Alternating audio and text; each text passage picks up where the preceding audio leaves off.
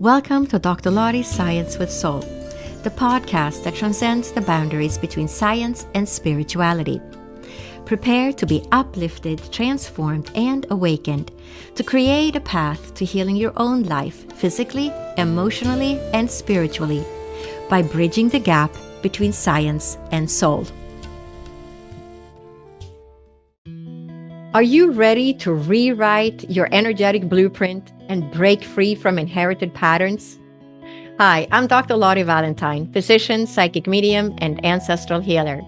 And I'm excited to introduce my new self-paced online course, Healing the Mother Wound, Rewriting Your Emotional and Energetic Blueprint. In this transformative journey, we'll explore how ancestral imprints shape your emotions, relationships, and a sense of self, so you can release old wounds and reclaim your power. Your healing begins now. Step into a new paradigm of freedom and wholeness today.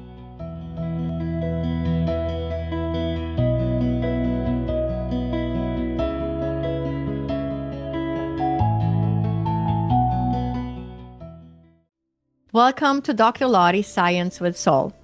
Today's guest is Michelle Chalfant, who is a therapist, speaker, and creator of the Adult Chair Model, a transformational framework that helps individuals uncover their true selves and heal from past wounds.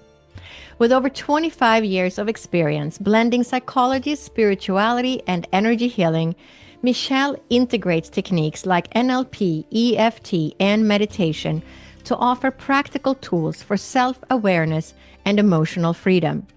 Inspired by her own journey of overcoming anxiety and codependency, she is passionate about guiding others towards authenticity, peace, and empowerment.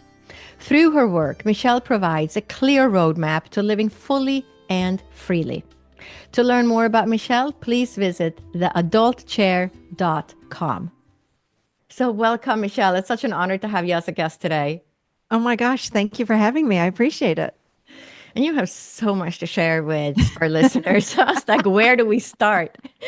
Well, I'm going to start with that you're a highly successful licensed therapist, holistic life coach, author, popular podcast host, and you have a master's in counseling. So can you share more about your personal journey and the pivotal experiences that inspired your path of this deep inner healing and transformational work? Oh my goodness. I'm going to try to summarize. I'm going to take my whole life and bring it way down.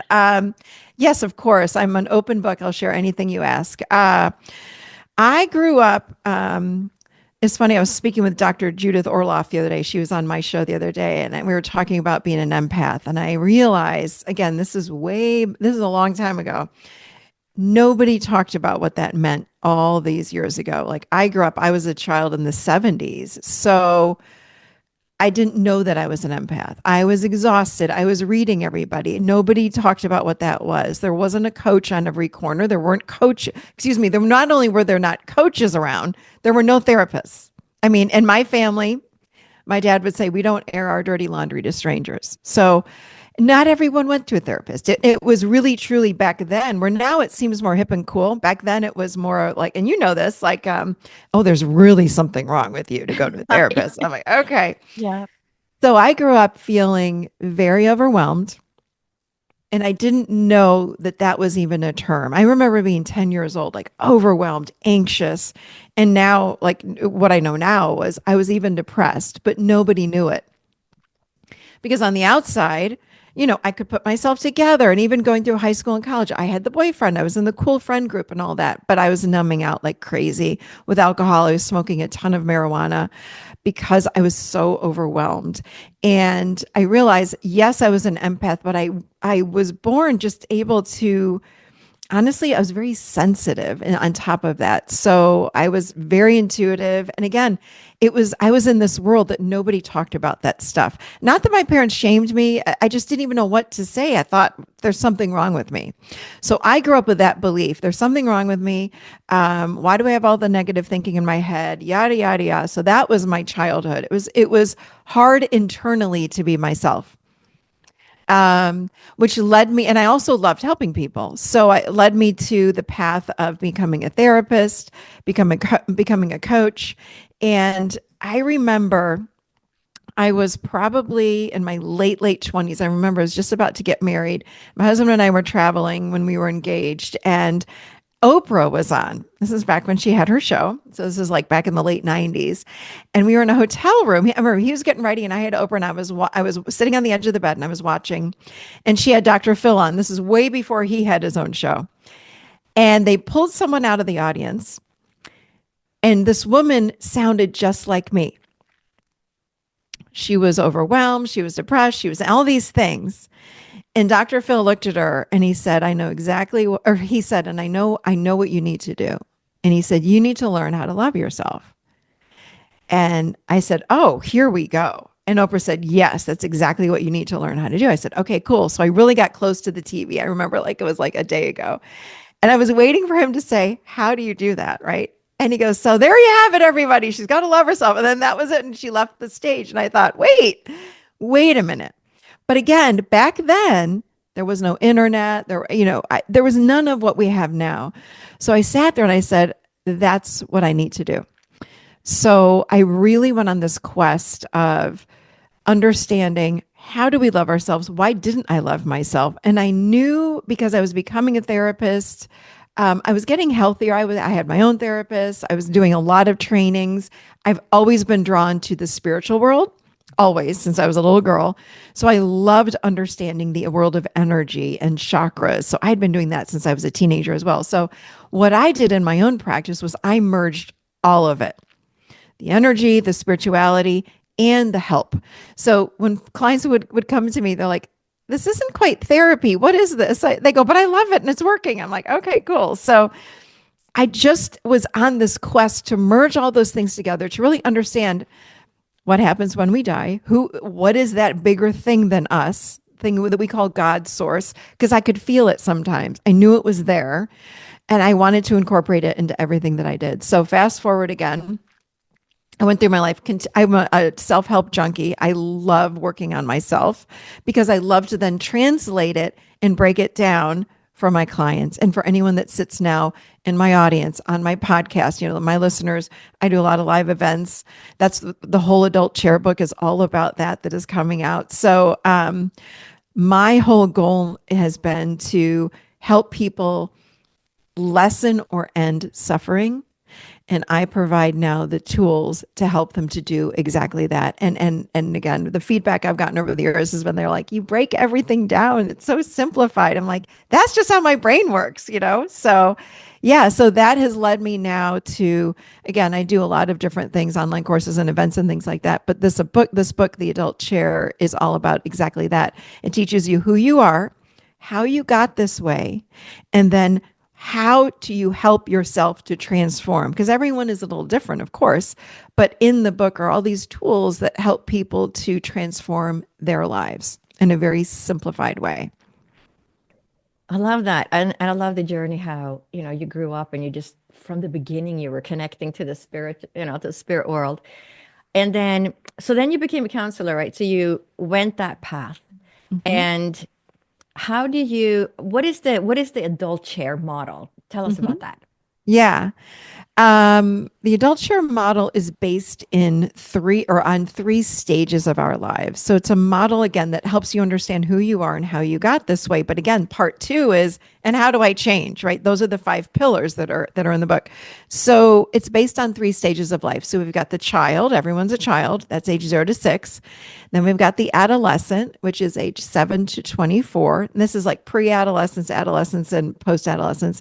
And then at around age 25, when that prefrontal cortex comes online, we naturally become adults, right? Or not. So most humans, we are physical adults. However, we aren't living as adults mentally and emotionally. So even though we could be 42 years old or 60 years old or however old you are, we oftentimes, in fact, most of the time, are living from either the adolescent chair, which is what I call them 3 chairs. So the child chair, adolescent chair, adult chair. We quite often are living either from that child chair or the adolescent chair, even though I'm physically much older.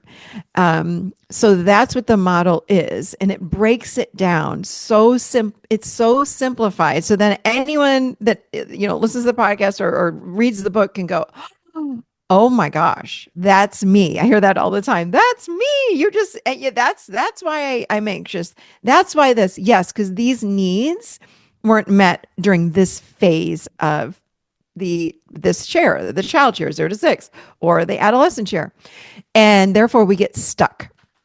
And that's where if I'm wondering if your listeners might understand what parts are. Parts of self, the inner critic, the judger, the blamer, the lover, all of these beautiful parts of self form throughout our lives. And again, we live as adults, oftentimes navigating from much younger parts of self. So that's what the adult chair model is. So it really explains who we are, how we got this way, but also how do you then transform your life based on what you learn in the model? Yeah, how would you? I mean, is it through awareness or is it through self-work, exercises, Yeah. writing? Yep. Um, Yeah, the whole book has tons of client examples, exercises. If the Audible version, which I just created a couple of weeks ago, has meditations in it. I just started doing multiple meditations to help guide people through.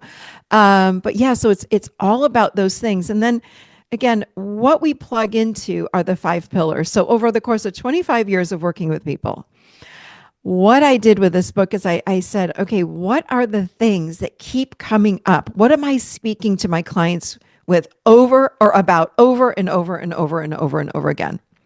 5 things. So these are the 5 pillars. So the 5 pillars are this: I feel my emotions. I learn how to live with self compassion versus the negative self talk that we all have. I take responsibility or own my life. I manage my triggers, and I set healthy boundaries. So those are the 5 things that, again, I go through and I break down exactly how to do those things. I don't just say, well, you need to feel your emotions like Dr. Phil did to me when I watched Oprah that day. I break down, well, how the heck do we do that? How do we set boundaries? What do you mean manage my triggers? I can't manage my triggers. It depends on other people. Well, no, it doesn't. Triggers actually are all about us.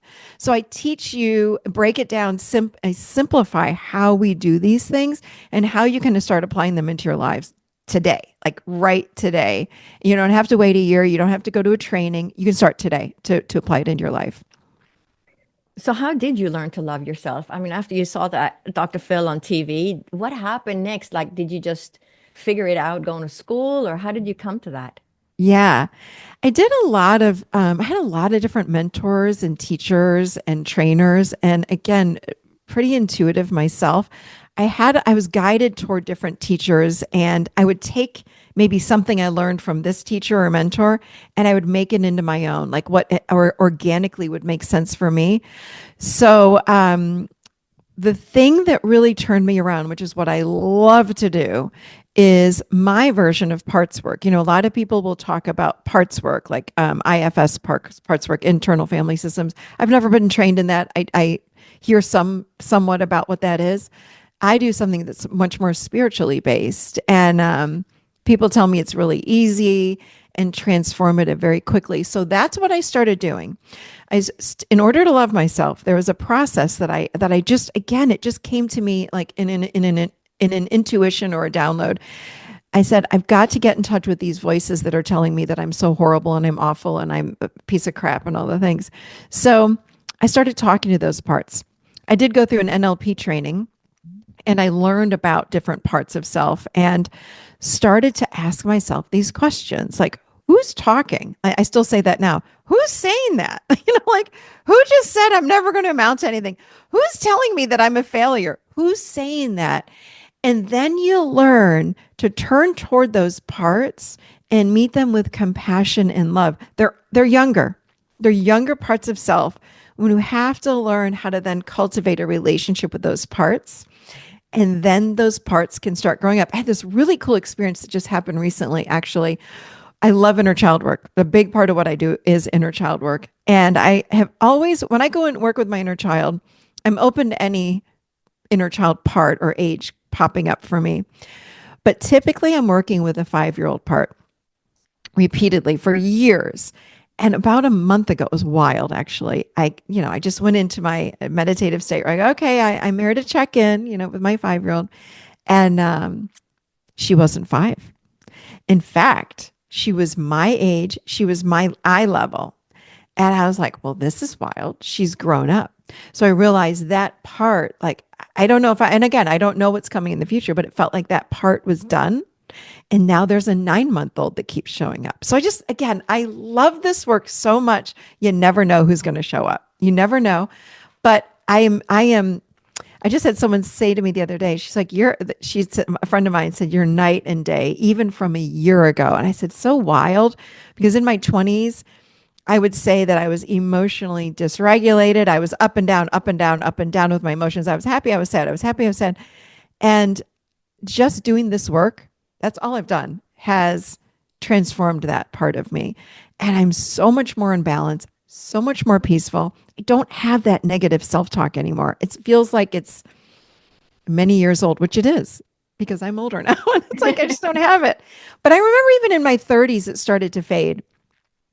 Like it doesn't take long to see transformation in your life. If you just have the right tools and know how to do the work, you find that you can actually transform quite quickly. So yeah, that was a lot of what I did was working with these different parts of self. Mhm.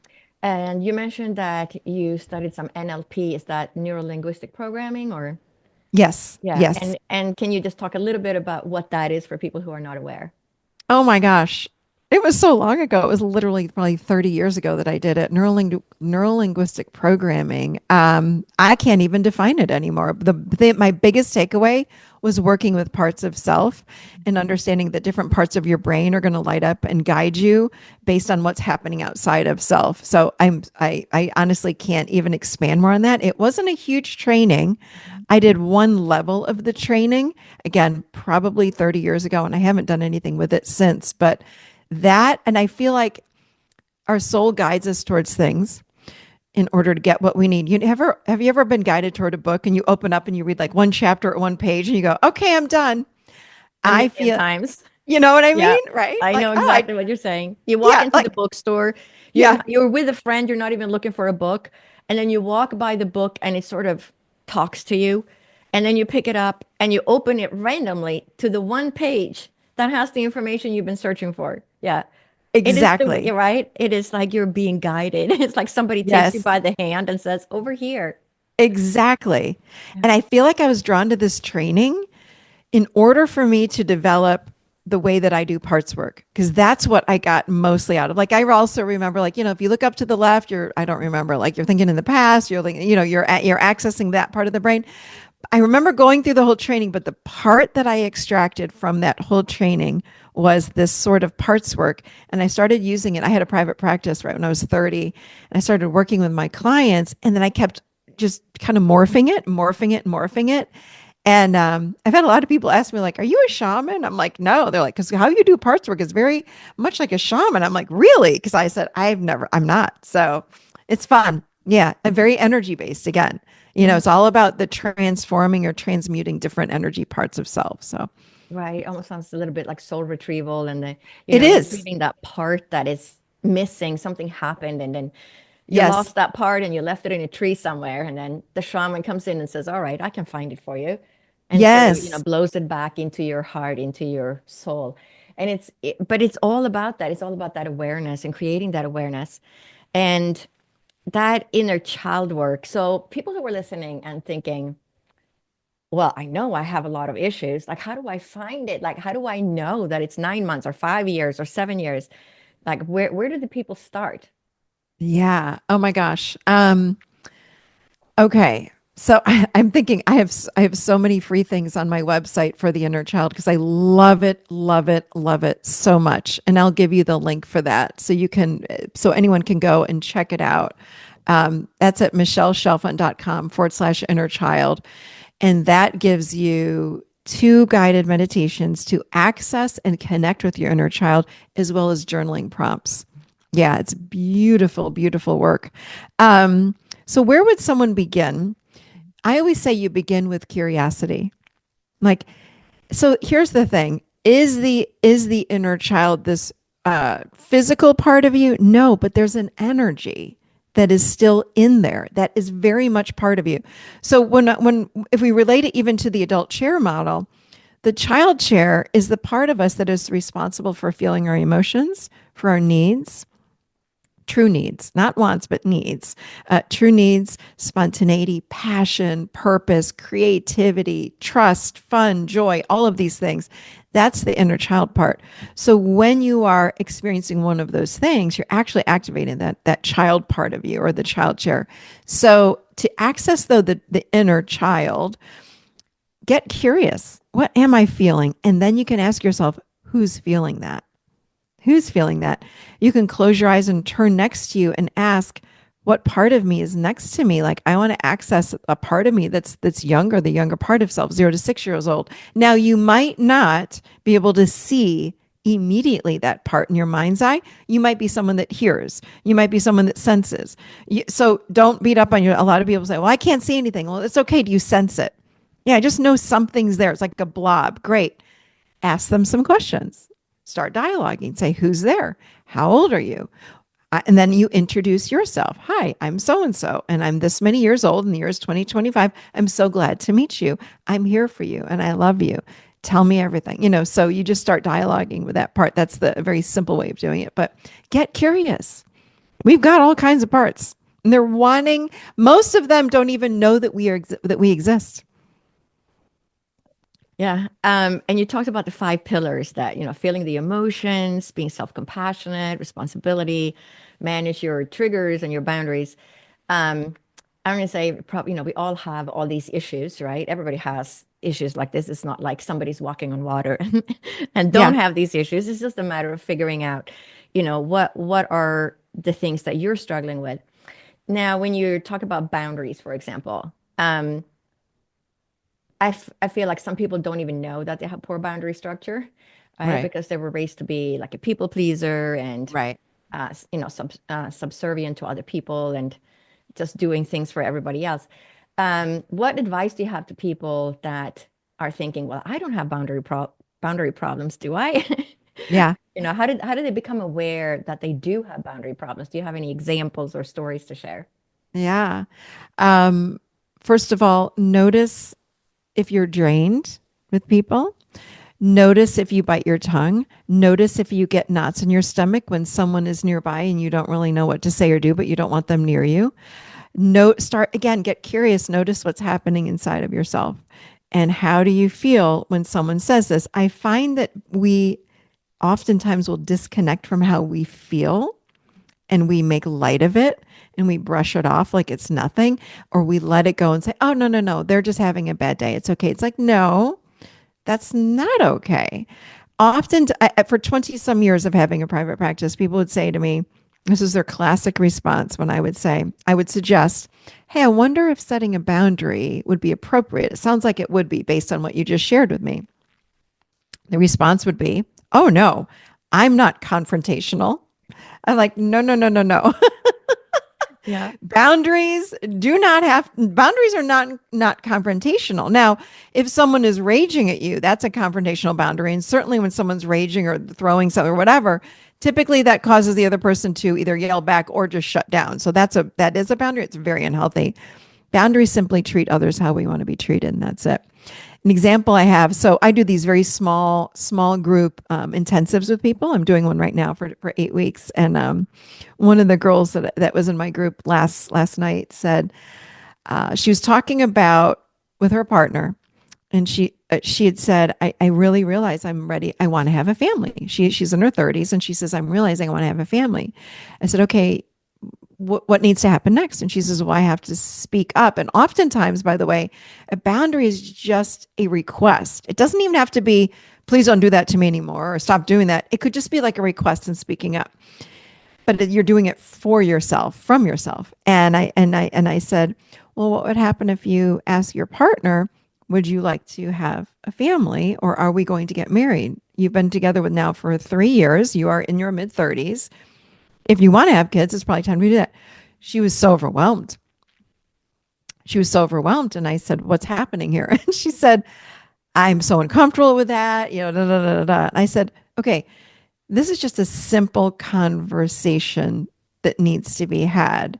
And she says, it's giving me knots in my stomach, da, da, da, da. And I said, okay. And we got into like a boundary conversation and how hard it was for her to speak up for herself. Well, anyway, so that was last week. Last night, because we meet weekly, she said, well, I spoke to my partner. And she says, and I was shocked. He said he wanted to have a family and he wants to get married. I said, whoa, that's awesome. So it's amazing how we don't speak up for ourselves or it can be uncomfortable, right? I find that's the greatest issue that people have in any kind of relationships with it. It can be a partnership, a friendship, a parent, whatever. Our relationships are unhealthy because we don't know how to have healthy conversations. We don't know how to speak up or speak to other people. So oftentimes we just bite our tongue. Mhm. So when you're working with people, what are some common triggers that people have? Oh What my do you see in your practice or when you're teaching? oh my gosh. In-laws. Yeah. Boundaries or excuse me, triggers with in-laws, even parents. I remember when I had a private practice, people would come in and say, my mother wants me to call her every single day. I'm married now. I have children. I work full time. I can't do that. And she gets mad at me, blah, blah, blah, blah, blah. And when she gets mad at me, I get triggered. Or in relationships, we get triggered. So and so didn't take out the garbage or something minor or big, and that triggers me. And what's interesting is people have asked me, well, isn't it just a matter of I'm just mad at them? I'm just mad. I'm like, no. If you're holding on, this is the difference between just being mad because something happened versus a trigger. There are two different things. So I can get triggered and be angry, and then I'm over it in 10 minutes. Like, okay, I'm mad because you forgot to take the garbage out, or I'm mad because you didn't pick up the kid from school on time, or whatever it might be. But then you move on. A true trigger, I mean, triggers to me are a gift for, I'll tell you why in a minute, but a true trigger lasts and you can't let it go. You're holding on to it. So when people would come in and say, my sister said this to me, I'm still harping, I'm still ticked. I'm like, okay, that's yours. It has nothing to do with your sister. That's something inside of you that we need to actually look at. That's why I always have said triggers are a gift because they help us to uncover and discover an unknown, unconscious part of who we are. Right. So, Yeah. So do those triggers then get established at somewhere in that child chair era mhm. of, this is how my dad treated me, or this is how my brother treated me. And then here comes the trigger, the new boyfriend or the new mother-in-law. Mhm. So what do you Yeah. see in those patterns? Is it typically goes back to some child era? So if they tune into that, that's going to be their 5-year-old or their 7-year-old. What do you see with those? Yeah. Yeah. Oh, yeah, for sure. It's always the younger part. I mean, even Carl Jung said that. I want to say he said most of our wounding takes place by the age of 3, which is crazy, right? But this is why I think triggers are a gift because we don't have recall. We don't remember that consciously because what are we, 5 or 10% Mhm. conscious? But unconsciously, all of these wounds are in there. So if you're somebody that gets triggered over and over and over again, that says there's a wound that needs you to look at it. By the way, when you asked me before, like, how did I learn how to love myself? I did parts work, but so much of what I did was trigger work with parts work. I did go in and look at, okay, who's upset? Who's angry? And I still to this day will ask myself that question. I love getting triggered because I'm like, ooh, another part of me that I can find now. Because otherwise, how do we find these parts? We can do hypnosis and longer things like that. But most people say, if you would stop doing that thing or stop saying that, then I won't be so triggered. And that's backwards. That's backwards. You cannot expect the whole outside world outside of you to change so you're not triggered. That's impossible. It's a losing game. It's a losing battle. What I have found is the more I work with myself, my own wounding and parts, then the outside world is far less triggering. And I remember working with couples would come in and they'd go back and forth and say, "Well, they're triggering me and this and this and this." I'm like, "Great. You get to look at your stuff. How wonderful." And they're like, "What?" "Yes, well, that you need to tell him to stop triggering me or he needs to stop." I'm like, "No, no, no, no, no, no, no. Let's look at all this." So I would make lists. What are you triggered over? Let's talk about it. How does that make you feel? So in the book, I have this whole like trigger script and an outline on how to work with triggers. Hmm.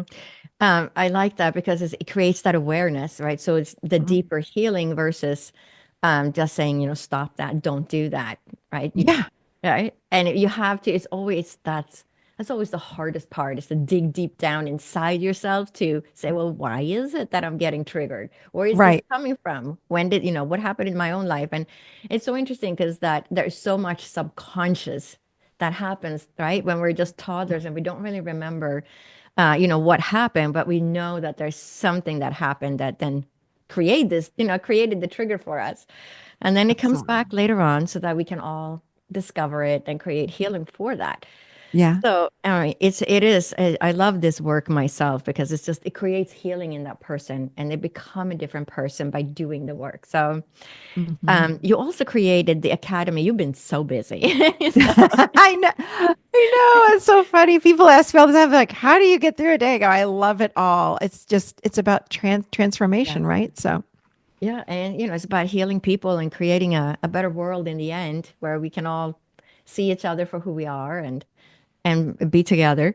So you also created the Academy of Awakening.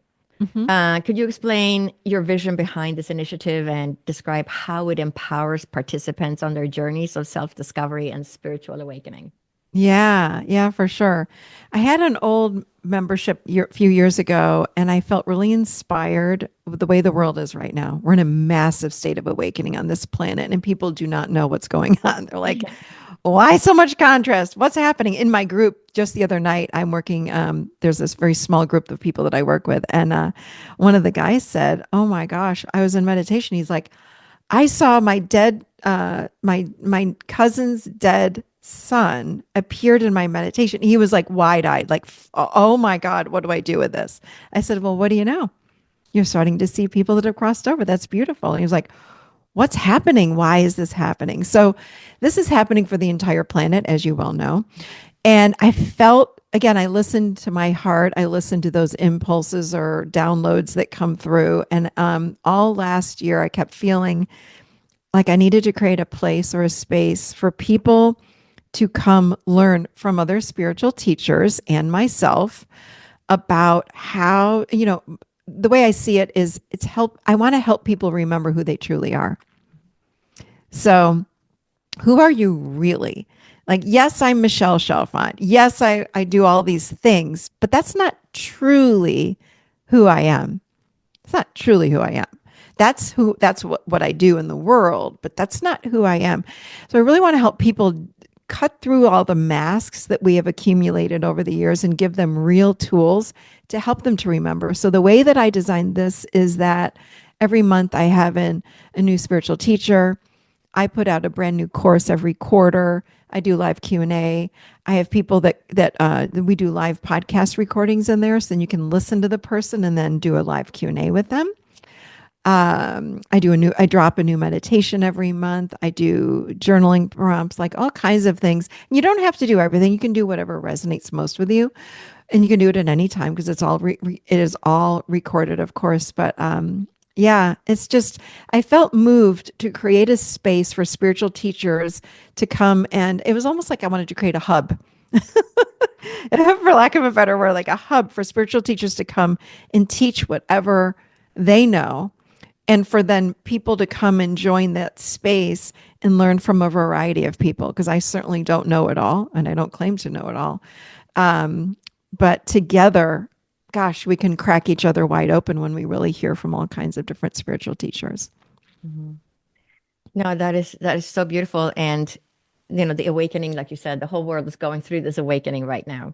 Mm-hmm. And we can see that too. And your example of this person who all of a sudden saw somebody in the spirit world, right? And Yes. we all have this capacity, and it's just we're going through this enormous awakening or upshift in the consciousness, right? Like Dr. Laszlo has the Upshift Summit on the upshift of the consciousness. Yeah.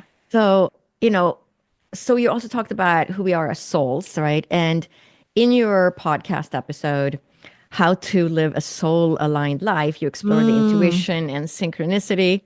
How can individuals begin to align more deeply with their soul's true purpose? Ooh, you picked a good episode. People loved that episode. That was January 24 is when I did that one. Um, can I give you a little bit of the backstory around that Yeah. episode? Yeah. I felt so I'd have had this, I left individual sessions about 5 years ago, and I moved into more of this company based structure of my business. I was really guided in meditations and all the things to how do I get this message out to more people. So that's, I have the podcast, I have the membership, I do online courses and live events. I now have a coaching certification program that I've had for 5 years as well, to teach people to do what I did when I used to see clients. So I do a lot. As you said, now I have a book that, it's another book that's coming out. Um, what I wanted to do was, how do I say this? Affect as many people as or help the world to transform. So I had this company that I started in 2019. I had incredible people that worked with me. And throughout the year of 2023, I kept feeling like something was just off. And I just followed my heart. So fast forward to January 2024 and the end of December. And it was the hardest thing I've ever done. Harder than my father dying, honestly. I made the decision, it was as if I almost didn't have a choice. My heart and my soul were saying, or same thing, honestly. You need to dismantle this company and make a big change. I was like, what? Like, I love what I'm doing. Everything's okay. And no, things need to change.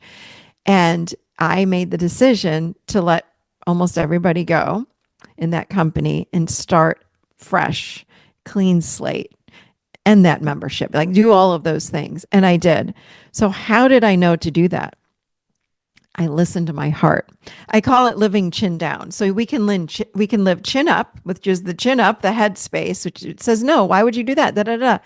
But over all these years, from my 20s, I'm 57 now. So all these years, I have learned to, and it's been a journey, live in more embodied. And I've learned how to ground. And the more I find myself in my body, as crazy as that sounds, you're like, well, we're walking around the planet. Isn't everyone in their body? No, energetically, we're not actually. I was not.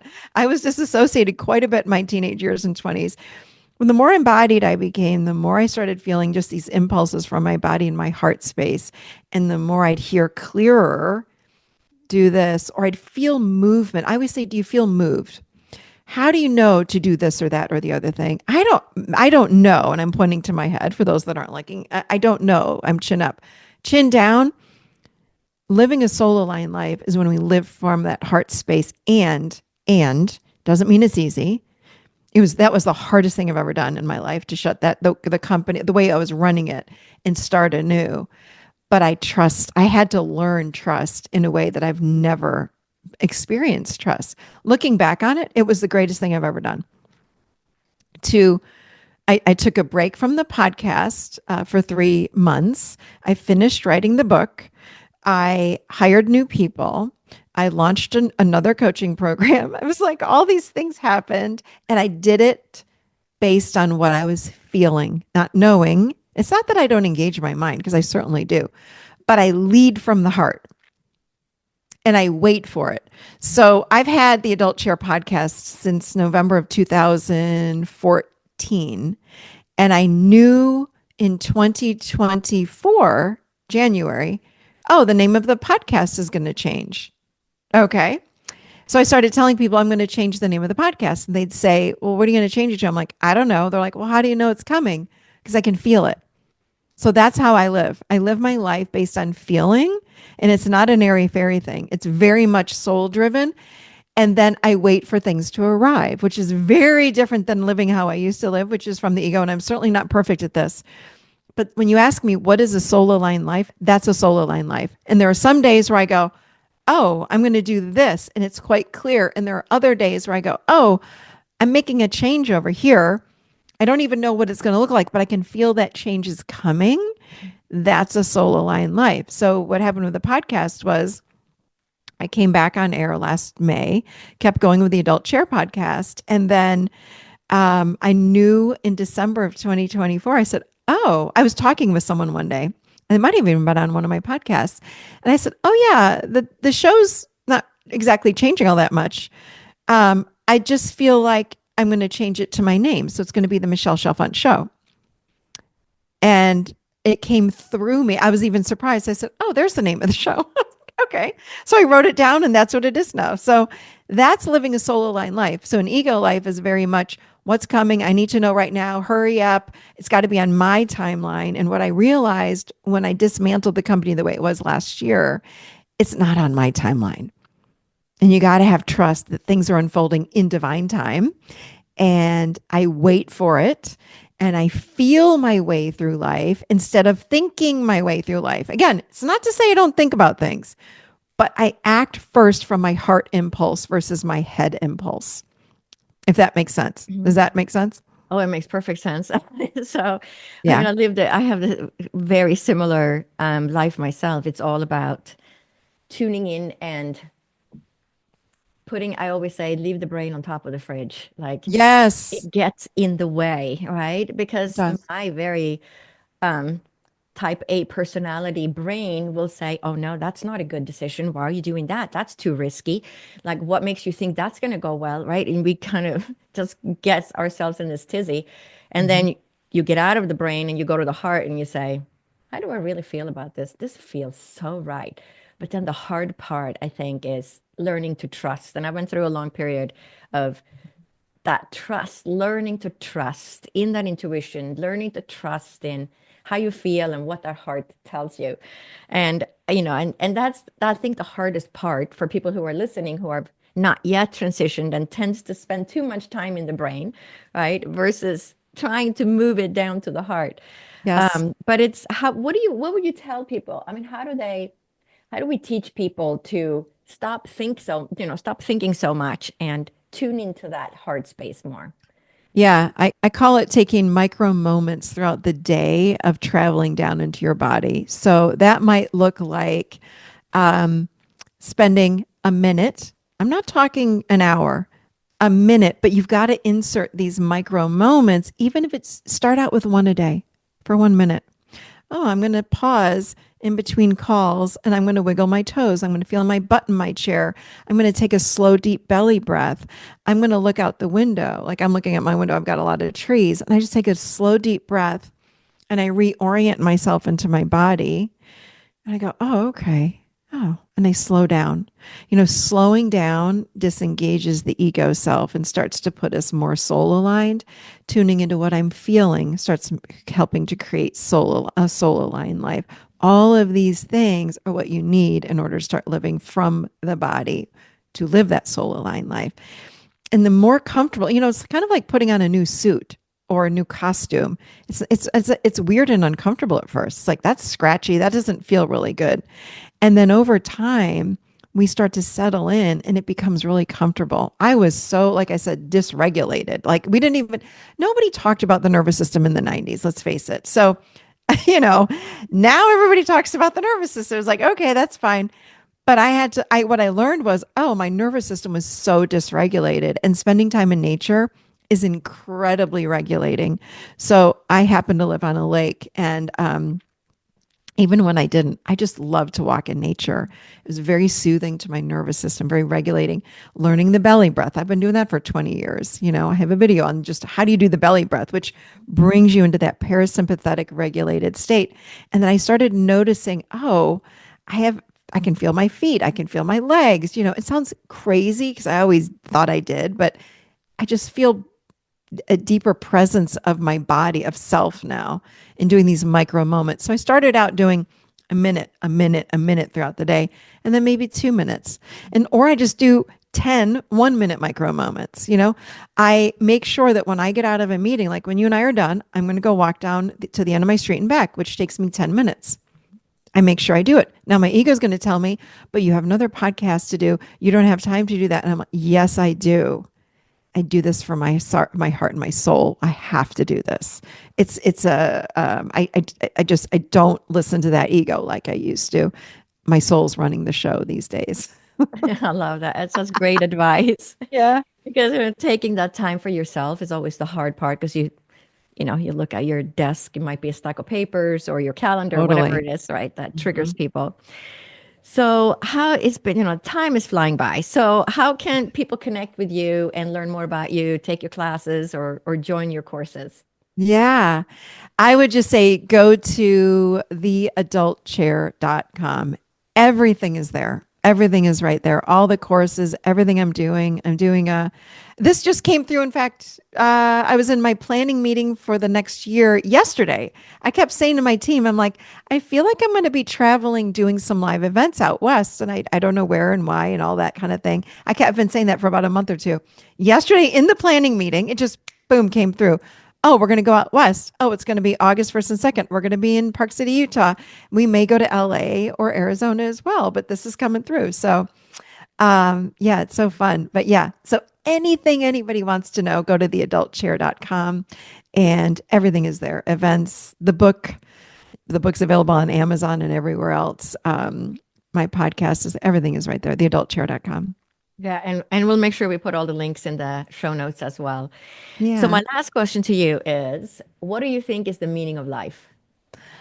The meaning of life, for the way I see life, is it's all about experience. It's all about to get to know ourselves. It's all about to have the experience of the contrasting emotions of everything from love to fear. It's for the adventure. We're all here in Earth School. This is just a school for all of us. So the meaning of life is to experience as much as we can. And I don't mean all the good, it's all of it. That's what makes life magic when we go from love to fear and everything in between and have the experience. Because when we're a soul, we don't have, as you know, we don't have human form. We don't have the body to even experience wind on the face. We can't make love. We can't feel wind on the face. I can't, none of that. We don't have a body. So the meaning of life is just to be here, just to experience all of it and take it in and have a great ride. Oh, I love that. Well, it's been such an honor to have you as a guest today and having you share all your knowledge with the listeners. So thank you so much for taking the time. Thank you. I appreciate you having me. As we conclude this episode, I want to express my heartfelt gratitude for your presence within my community. If you haven't yet, make sure to subscribe, comment, like, and share this podcast episode. Join my free newsletter in the show notes and receive new podcast episodes delivered right to your inbox. If you resonate with the interconnectedness of mind, body, and soul, and are motivated to embark on a journey of personal healing, I invite you to connect with me at drlotte.com. Together, we can pave a path towards transformative healing in your own life.